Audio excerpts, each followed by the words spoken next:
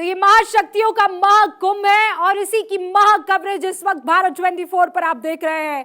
मेरे तमाम सहयोगी इस वक्त दिल्ली के अलग अलग इलाकों में मौजूद हैं, चाहे वो पालम एयरपोर्ट हो जहां पर मेहमानों के आने का सिलसिला बदस्तूर जारी है, चाहे वो भारत मंडपम हो जहां पर मीटिंग्स बैठकों का दौर अब से कुछ ही देर में शुरू होने वाला है।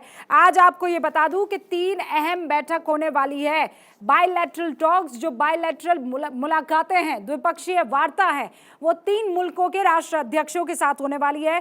पहली तो मॉरिशस के प्रधानमंत्री प्रविंद जगन्नाथ के साथ होने वाली है, दूसरी बांग्लादेश के प्रधानमंत्री शेख हसीना के साथ ये बायलैटरल दौर की बैठक चलने वाली है, और तीसरा अमेरिका के राष्ट्रपति पोटस यानी president of the United states Joe Biden के साथ होने वाली है। जो बाइडेन लगभग 7 बजे आज हिंदुस्तान पहुंच जाएंगे, उन्हीं का इंतजार हो रहा है। 2 बड़ी महाशक्तियां हैं। कौन भाई? 2 बड़ी, एक हिंदुस्तान और दूसरा अमेरिका।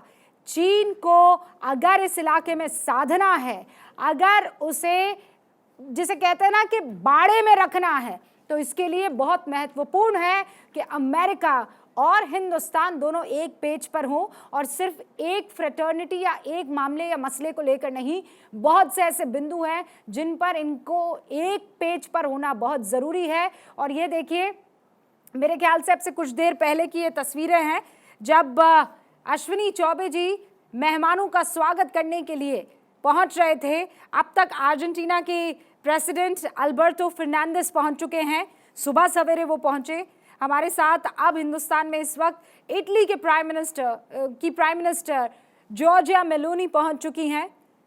ऋषि सुनक को इस वक्त आप देख रहे हैं, जॉर्जिया मेलोनी को इस वक्त आप देख रहे हैं, प्रधानमंत्री हैं इटली की। लगभग 8:50 पर सुबह पहुंची थी। फिर सिरिल रामाफोसा जो साउथ अफ्रीका के प्रेसिडेंट हैं 11:45 पर पहुंचे, और उसके बाद बांग्लादेश की प्रधानमंत्री शेख हसीना का आगमन हुआ हिंदुस्तान की सरजमी पर। ये तस्वीरें आप देख रहे हैं, 12:30 बजे के आसपास शेख हसीना पहुंची, और फिर यूके के प्राइम मिनिस्टर ऋषि सुनक पहुंचे फर्स्ट लेडी के साथ लगभग 1:40 पर। फिर 2:15 बजे के आसपास जापान के प्रधानमंत्री फूमियो किशिदा पहुंचे हिंदुस्तान। और अभी आने वाले मेहमानों में यूएस प्रेसिडेंट जो बाइडेन है, ऑस्ट्रेलिया के प्राइम मिनिस्टर हैं, इजिप्ट के राष्ट्रपति हैं, साउथ कोरियन प्रेसिडेंट सू क्योल यून हैं, और सऊदी अरब के क्राउन प्रिंस मोहम्मद बिन सलमान हैं, जिनका इंतज़ार हो रहा है। और आज 3 अहम बैठकें होने वाली है। सारे ख़ास मेहमान हमारे साथ यहाँ पर बने हुए हैं। यूके साहब, आज 3 बड़े बायलैटरल द्विपक्षीय मीटिंग्स होने वाली हैं, लेकिन इसमें सबसे महत्वपूर्ण मुझे अमेरिका इसलिए लग रहा है क्योंकि अगर अमेरिका को कई मसलों पर हमने साध लिया तो इस इलाके में हमारे लिए व्यापार से लेकर तीसरी अर्थव्यवस्था तक का जो रास्ता है वो बहुत आसान हो जाएगा। आप ये मानते हैं? रूबिका जी, ये बहुत ही खास बात है।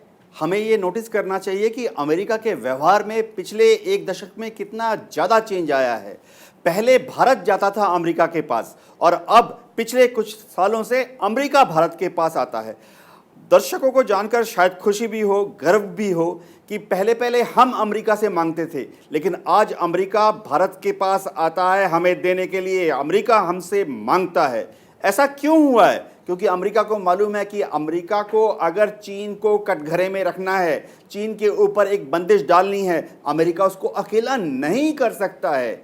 लेकिन हाँ, अगर भारत अमेरिका के साथ खड़ा है, दोनों देश मजबूती से मिलकर चीन को उसके दायरे में रख सकते हैं। ये हमारा एक लॉन्ग टर्म स्ट्रेटेजिक ऑब्जेक्टिव है।